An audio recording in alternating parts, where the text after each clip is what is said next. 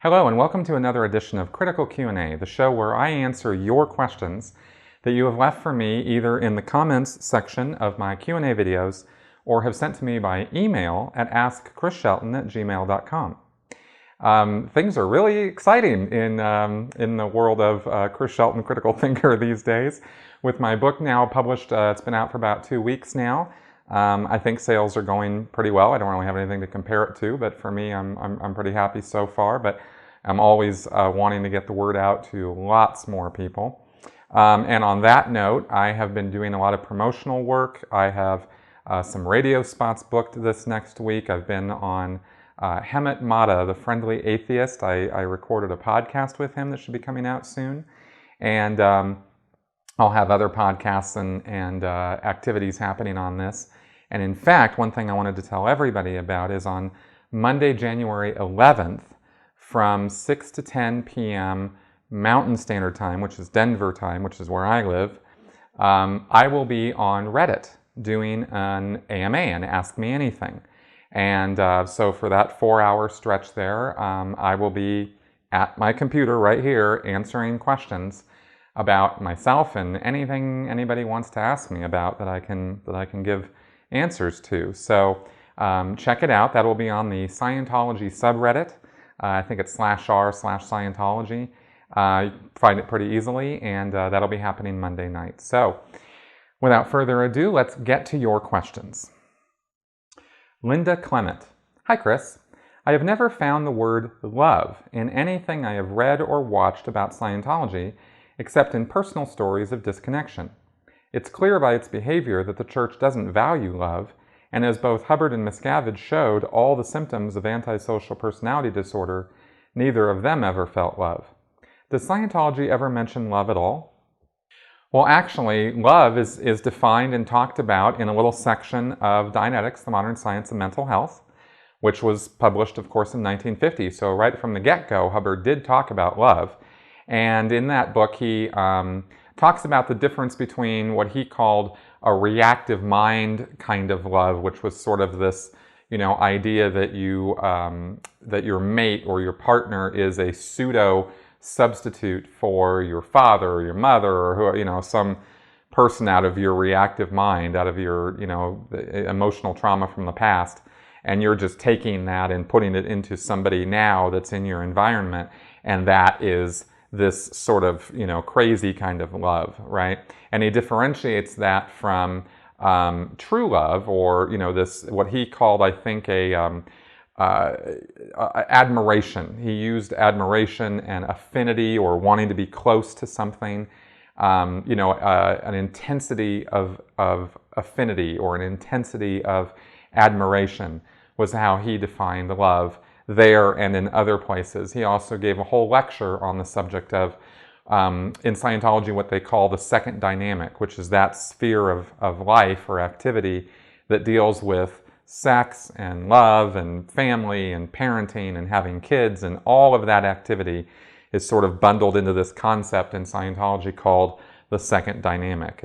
And so there's actually quite a bit of attention paid to it in Scientology. Not particularly a source of a lot of criticism particularly or anything like that, so it doesn't come up a lot in videos, or things I've spoken about, and it's not really commented on too much.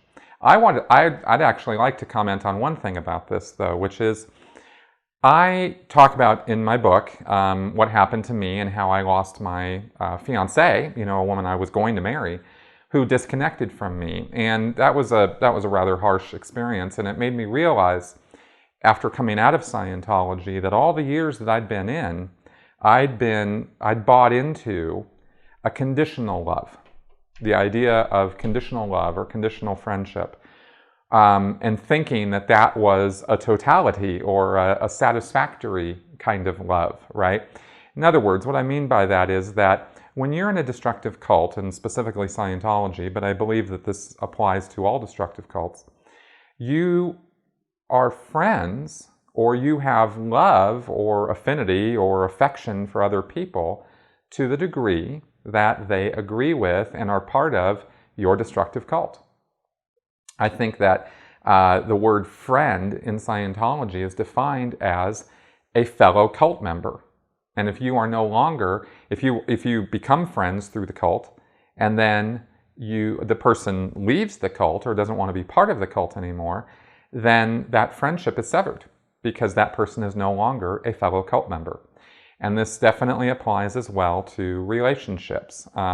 Certainly did in my case, and I've seen it and witnessed it with many others, where once a person is no longer a Scientologist or doesn't want to be or becomes disaffected with Scientology or is thinking something wrong with this, that friendship or that love declines. It just, or it can get cut off. And it's not always by the order of an ethics officer.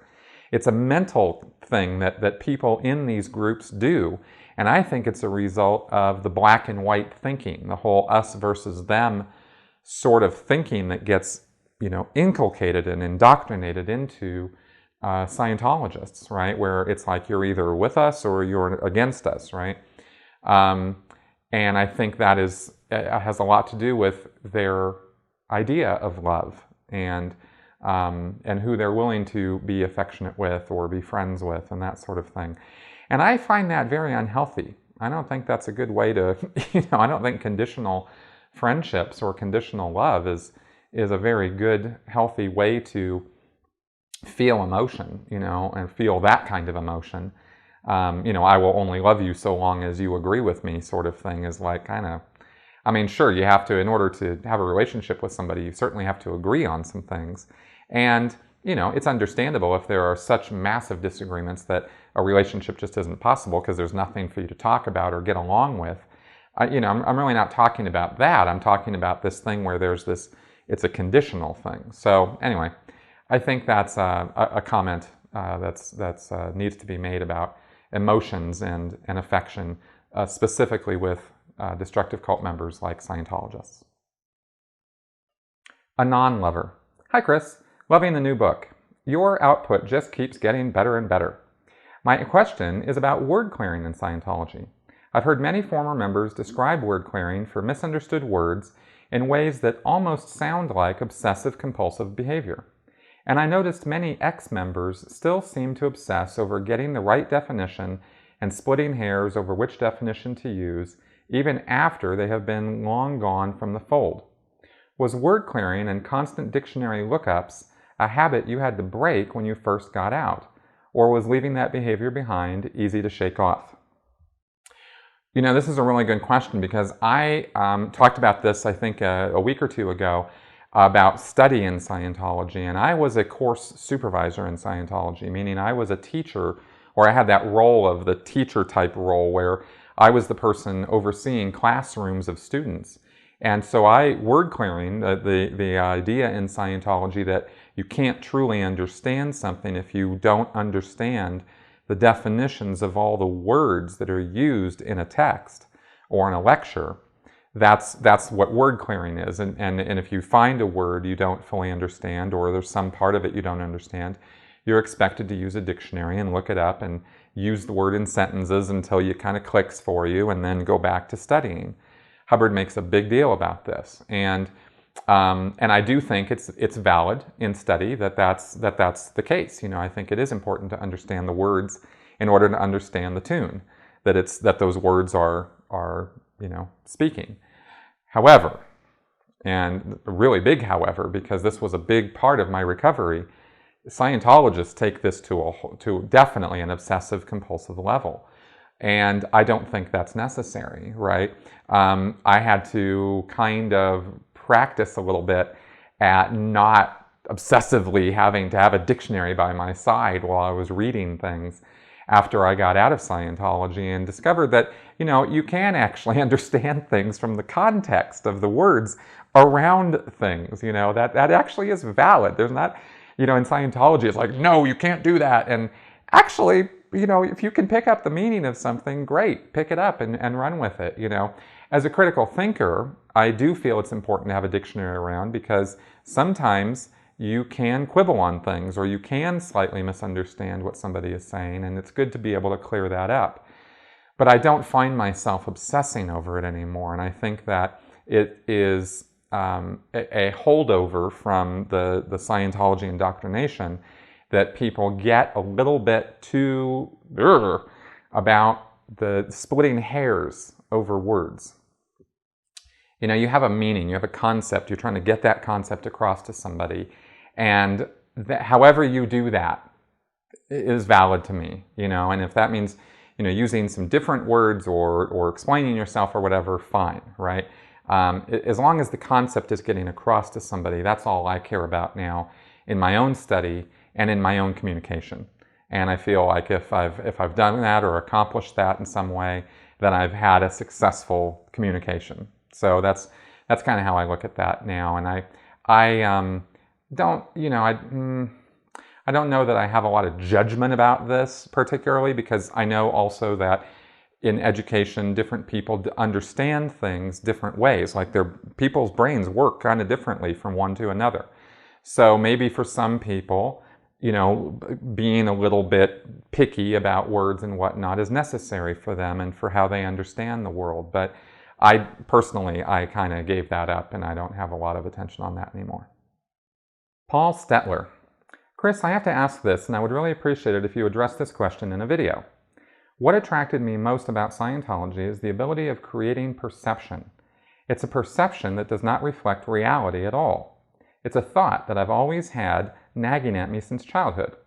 What I mean by this is life as we know it regarding religions, countries, civilizations, etc., past and present, can all be a lie. It may not, but at the same time it may be. I think you will understand what I'm getting at here. Please use your critical thinking to expand upon this and address. I thank you kindly.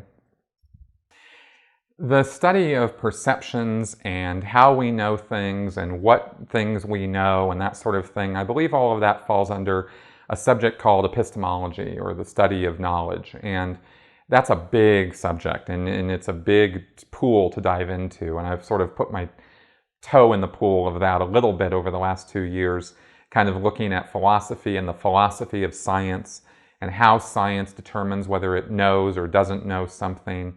There's a guy named Karl Popper who was a modern science philosopher, and he had some very interesting insights into scientific method and how we go about knowing things or learning things or discovering things.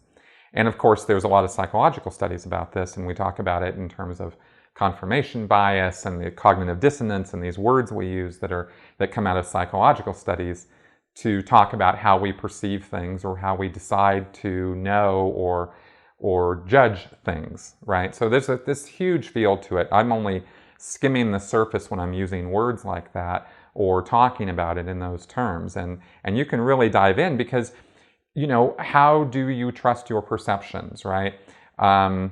It's an interesting thing. We have our senses, and that is how we experience the world and the physical universe around us, is through sight and sound and hearing. But there's a lot of things that can be perceived that we cannot perceive through our senses.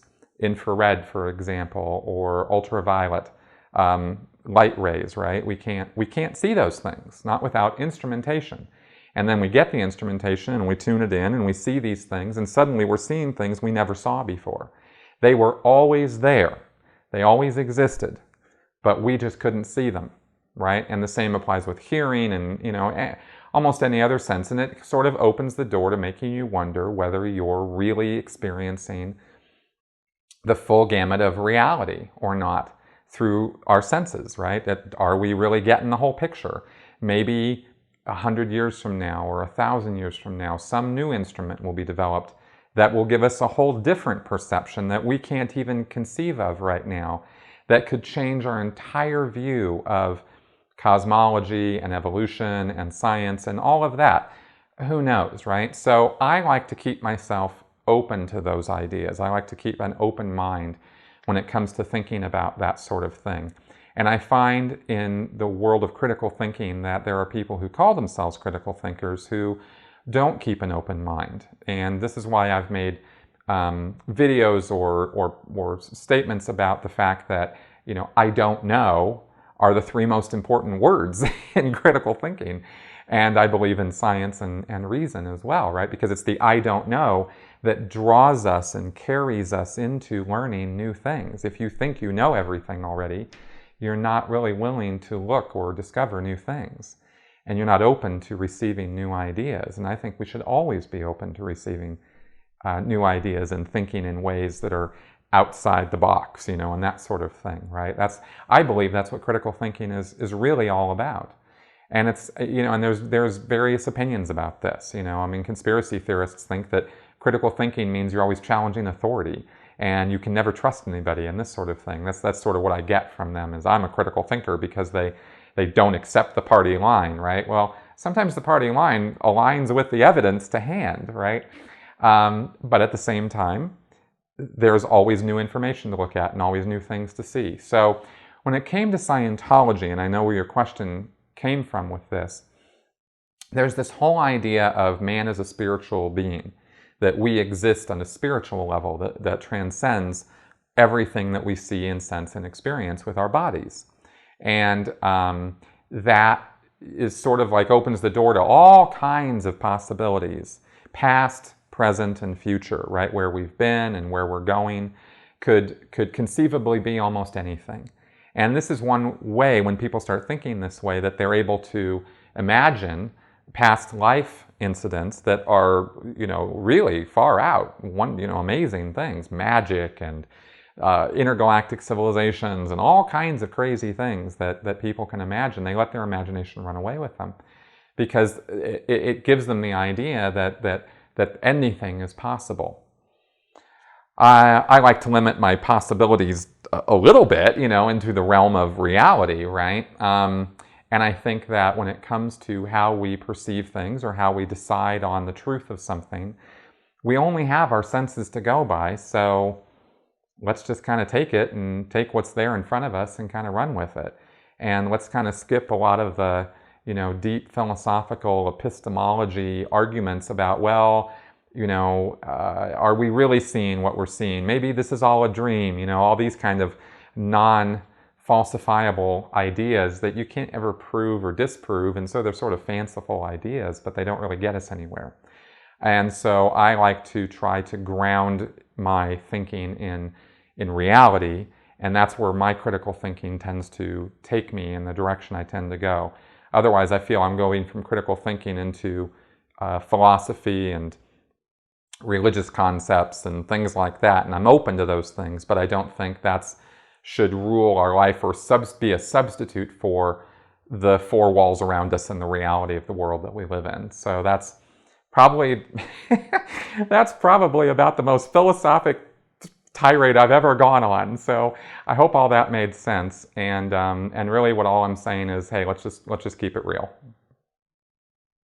Jesus Christ. Is the mess better in Clearwater or Hemet? Please elaborate on the menu that is provided for staff. Since there is clearly no money in a staff member's budget for groceries, are they hostages of nutrition at all?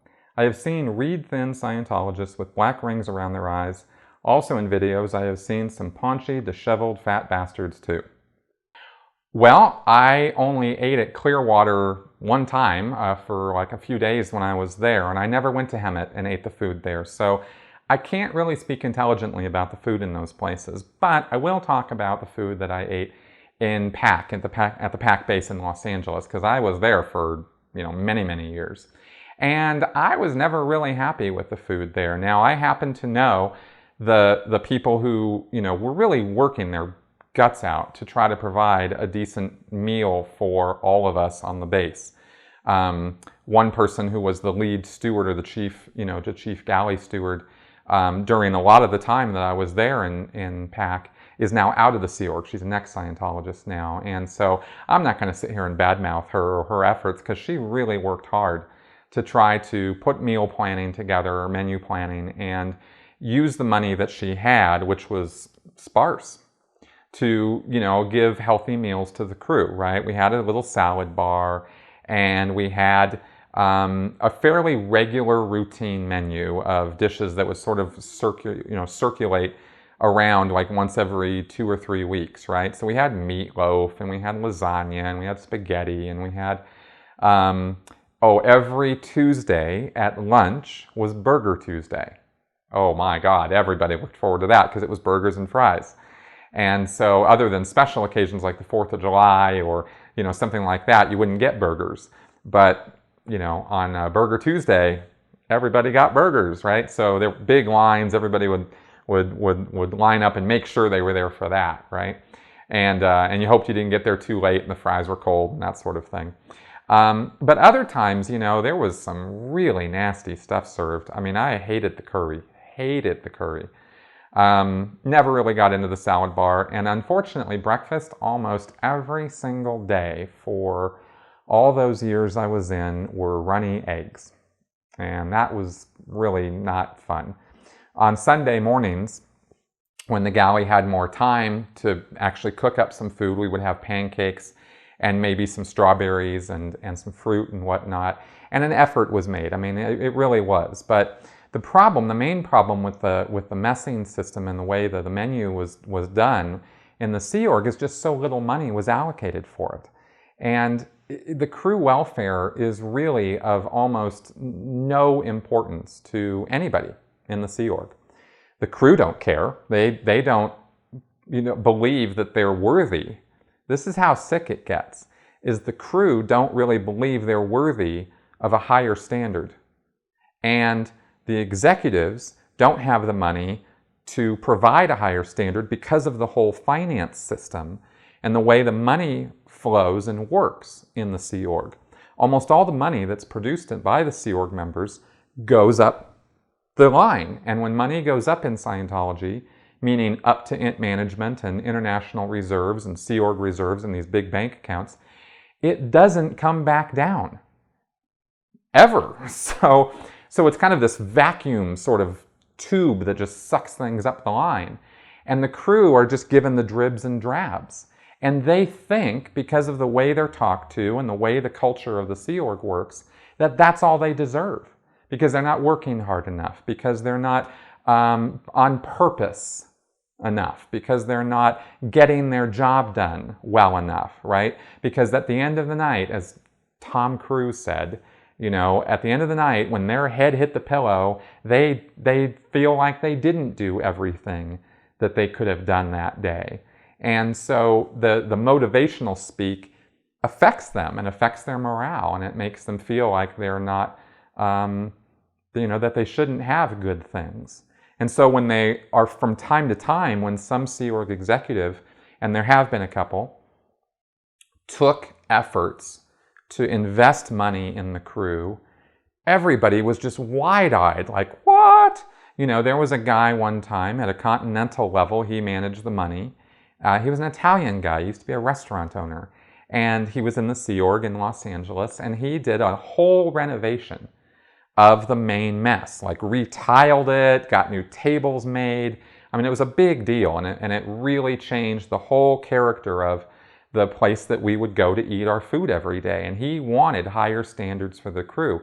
He, as an individual, had to work the money to make that happen. And he was in a position to do so. Very rare in the Sea Org that those two things come together. One, somebody who can work the money, and two, somebody who's willing to actually invest in the crew. They talk about investing in the crew, but they never do. And it's very sad. It's a very sad state of affairs for them. And it's reflected in the quality of the food. It's reflected in their uniforms. My wife, when I was in the Sea Org, had 2 shirts. For about 2 years, she never got another shirt. You know, it was like you had to practically beg to get new pants or new shirt or something like that, right? And of course, you know, you're given this pittance of pay. So, you know, in terms of, you mentioned going out and getting groceries. Well, I'll tell you, when I was in the Sea Org on Sunday morning when we had our cleaning time, I would go to a local grocery store, and I wouldn't just buy socks and underwear for myself, because you had to buy that for yourself. I'd buy some snacks with some of the money that I had. You know, I'd invest most of my money in stuff that I could eat during the week. I'd buy some canned food. I got, you know, SpaghettiOs or chili or something like that in cans. And I got some snacks that I could have at night when I went home, so that I would have something to supplement my diet, because the food that they serve you just didn't do it. And that's how you end up with Sea Org members looking so gaunt and so thin, or some people's bodies react reversely and they get bigger. And I don't know how all that works, but But I certainly observed it, happening. But they're just as unhealthy.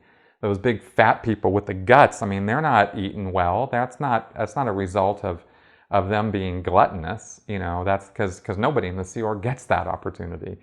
So that was kind of my experience with that. And it's kind of a grim picture that I'm painting because it is grim. It's the life of a Sea Org member, and it's not fun, and it's not. And that was at my level. I don't know what things were like at Flag, or although I heard they were very similar. And at Hemet, I don't know. I heard it was even worse up there because they have this whole system with little cards or something, and they would get this card system where they were given tickets or something, and that was how they got food, and that's how they got their laundry done and stuff like that. And if you didn't get these cards, then you didn't get food, and you didn't get paid, and you didn't get your laundry done. And I mean, Jesus, that would, ugh. So, not really a lot of fun. And that was my reality. And that's also, oh yeah, one last note. That was one of the main reasons I really enjoyed being sent out on missions, and why the last 4 years of my Sea Org experience being out on the road all the time, I missed a lot of things from the base. I missed being around my wife. I missed getting on study or doing my enhancement time. But I'll tell you, one thing I didn't miss was the food. I got to eat out, and we didn't get a lot. I had $20 a day for food. That was it. So it wasn't like I was eating like a king when I was out, because I wasn't.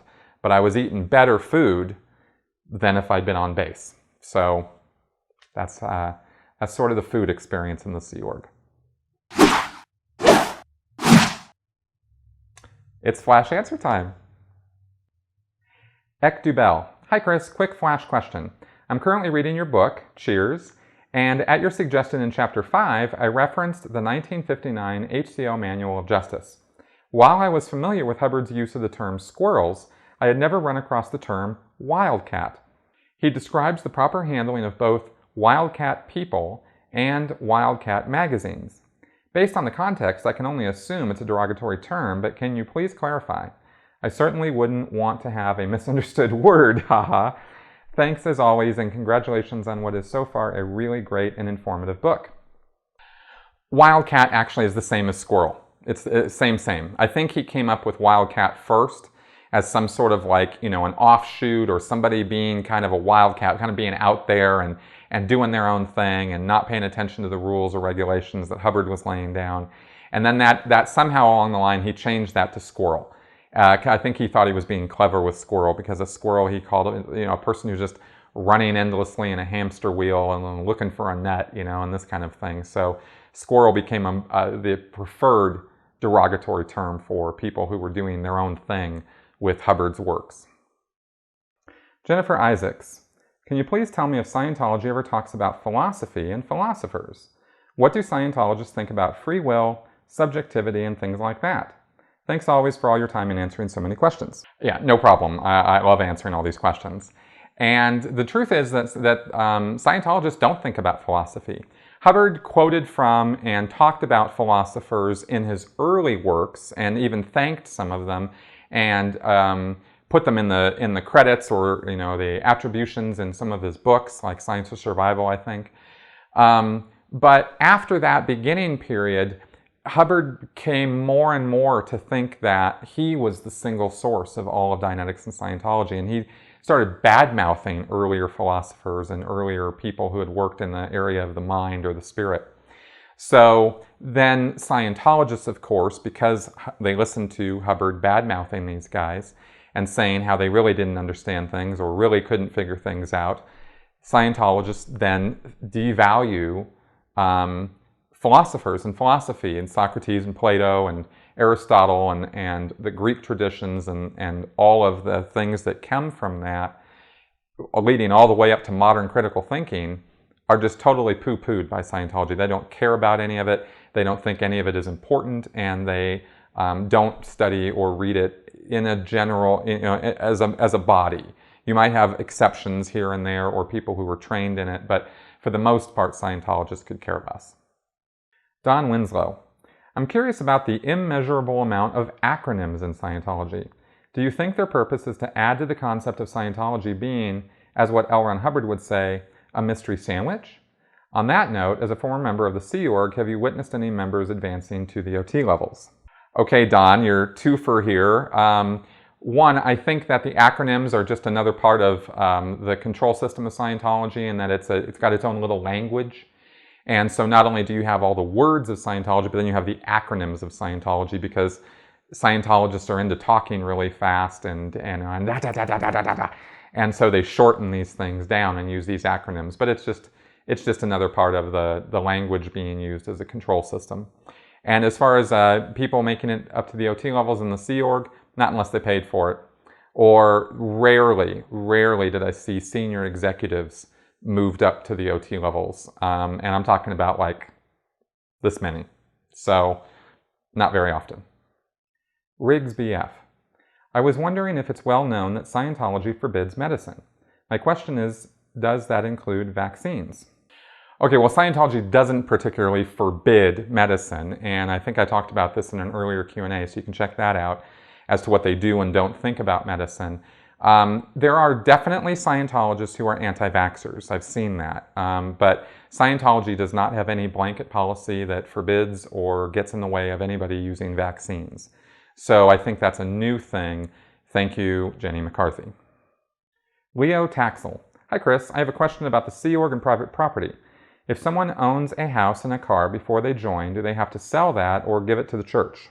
Yeah, they have to sell it. They can't have a house and come into the Sea Org, and most of the time they end up selling their cars too, but not all the time. You can own a car as a Sea Org member, but you certainly can't own any property external to the Sea Org when you're in it. At least not as a normal course of affairs. Maybe people inherit it and stuff like that, and they'll sell it off or something like that, but it's pretty rare that a Sea Org member is going to own any property anywhere else. Chris Wood. In your last Q&A video, you described some of the pressure to get results that is placed on the local orgs, and that consequences are at times severe for not cutting the mustard. This open-ended scenario seems to me to be the perfect breeding ground for falsifying numbers and bogus reports being produced by the local orgs on a wholesale basis. In your experience, did you see or know of any trumped-up numbers, falsified documents, obfuscation, and such like being conducted at the local levels of Scientology? How about at mid-level management? All the time. False statistics were something we dealt with on an almost weekly basis from some org or another, or some area or another, or some, guy or another, right? This came up all the time. The pressure for the production, the demand to get the numbers, regardless of what was really happening in the real world, definitely, obviously creates this, people making stuff up because they didn't feel like they had any other choice. And this was just routine, just commonplace. Okay, and so we've come to the end of another episode of Critical Q&A. So if you have any questions or comments for me, and I'm getting tons of them, way more than I can keep up with, guys, just so you know. So I'm doing my best to select out the best ones or what I think would be some of the most interesting ones, but keep them all coming. And, I do keep them all. I've got a big file of all of these things going all the way back to the beginning.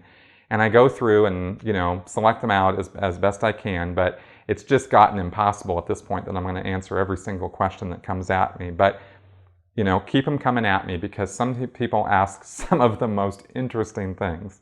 And of course, that also includes anything not having to do with Scientology too. You can ask me about anything you want. So again, I'll remind everybody about my AMA on Reddit happening on January 11th. That'll be from 6 to 10 p.m. on Mountain Standard Time, which is my time, Denver time. And you can ask me anything there too. So until next week, I'll see you guys later. And don't forget to buy my book.